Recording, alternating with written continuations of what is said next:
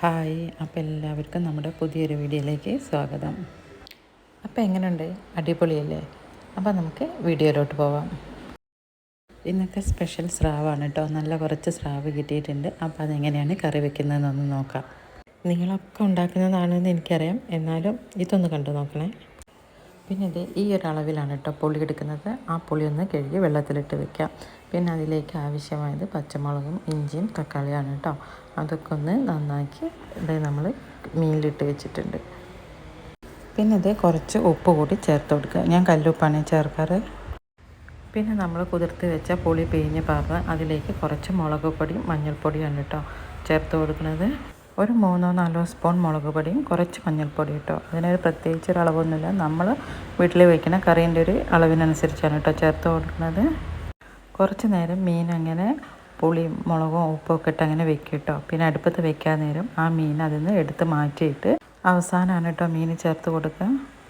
ഇപ്പോൾ ഇതേ കറിയൊക്കെ നന്നായിട്ട് തിളച്ച് വന്നിട്ടുണ്ട്. അതിലേക്ക് നമ്മൾ അരച്ച് വെച്ച തേങ്ങ കൂടി ചേർത്ത് കൊടുക്കുകയാണ്. തേങ്ങയുടെ കൂടെ 2-3 ചുമന്നുള്ളി മാത്രമാണ് കേട്ടോ അരച്ചത്.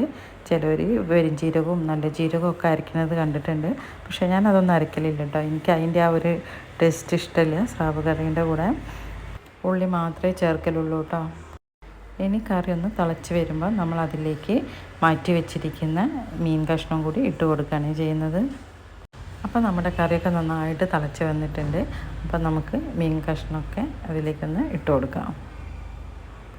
കഷ്ണങ്ങളൊക്കെ അതിലേക്ക് ചേർത്ത് കൊടുത്ത ശേഷം നന്നായിട്ടൊന്ന് തിളച്ച് വന്ന ശേഷം പിന്നെ അതിൻ്റെ തീയൊന്ന് കുറച്ച് വെച്ച് നമ്മളൊരു 5-6 മിനിറ്റ് ചെറിയ തീയിലാണ് കേട്ടോ കറി തിളപ്പിച്ചെടുക്കുന്നത്.